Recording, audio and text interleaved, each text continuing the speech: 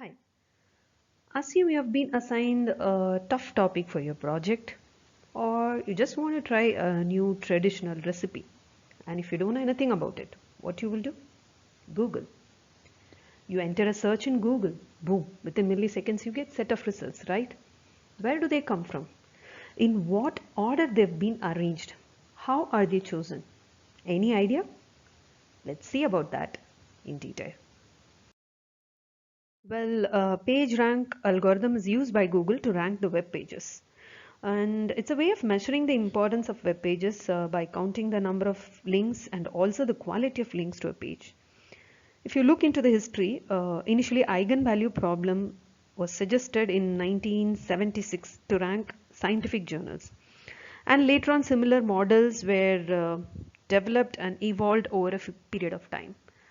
And Larry Page and Sergey Brin developed a PageRank algorithm in 1996 as a part of their project. And finally, they got the idea that web pages can be ranked by using this algorithm. If we create a web page I and include a hyperlink to the web page J, it means that J is important and relevant to our topic. For example, if I refers to music, then J may contain a detailed study about different types of music.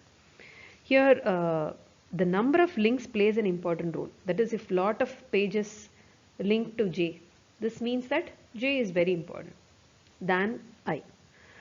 On the other hand, if M has only one backlink that comes from the authoritative site K, it means K asserts that M is important. So M will get more weightage in this case. So whether we talk about popularity or authority, we can iteratively assign a rank to each web page based on the ranks of the pages that point to it. So if K is an authoritative site, it will be having more rank. So M gains more weightage because the backlink is coming from an authoritative site. So it is not only the number of links, it is about the quality of the links also. Assume 1, 2, 3, 4. These are all web pages. And if you see 1, it has a forward link to 2 and 3. And 2 has a forward link to 3 and 4. And 3 links to 1. Only one website. And finally 4 links to 1 and 3. So we are going to form a stochastic matrix based on the above links. Okay. So each row sums to 1. This is the probability matrix. And if you see here, 1 is not connected to 1 itself. So I have written 0 here. 1 is not connected to 1. And 1 is connected to 2, 3 and 4. So I am writing out of 3 pages 1 by 3, 1 by 3, 1 by 3. If you add all these things, 3 by 3, that gives 1. Total probability is 1. And if you take 2, 2 is not connected to 1. So I have written 0 here. And 2 is not connected to 2, right? It is not connected to itself. So obviously you will get 0 here. So finally 2 is connected to pages 3 and 4. So we are dividing it the probability equally. So 1 by 2, 1 by 2. So if you add these two, the total probability is 1. And C3, 3 is connected to 1. This is the only one web page, and 3 is not connected to 2, 3 is not connected to 3 as well as 4. So I have written 0 in all the other cases, and this combination I have given 1. And finally 4, it is connected to 1 and 3. So only these two pages, so 1 by 2, 1 by 2 probability, and these two are 0. So if you add, you will get 1. And finally the transition matrix of the graph. So it is given by, it's just nothing but the transpose of this. So 0, 0, 1, 1 by 2. This is the first row now. And second row will become second column. third row will become third column, and fourth row will become this last column.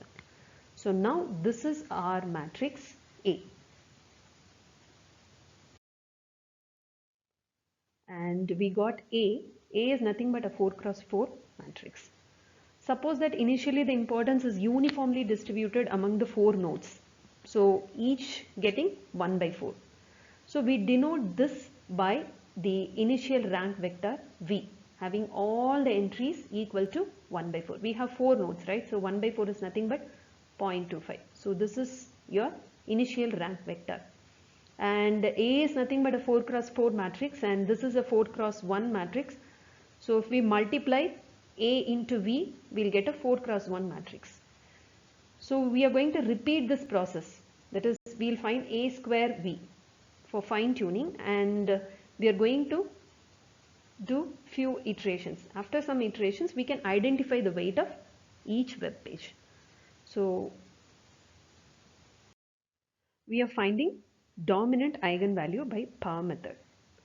We notice that the sequence of iterations like V power kV tends to the equilibrium value, and these are the values 0.38, 0.12, 0.29 and 0.19. We see 3 has links from all the web pages.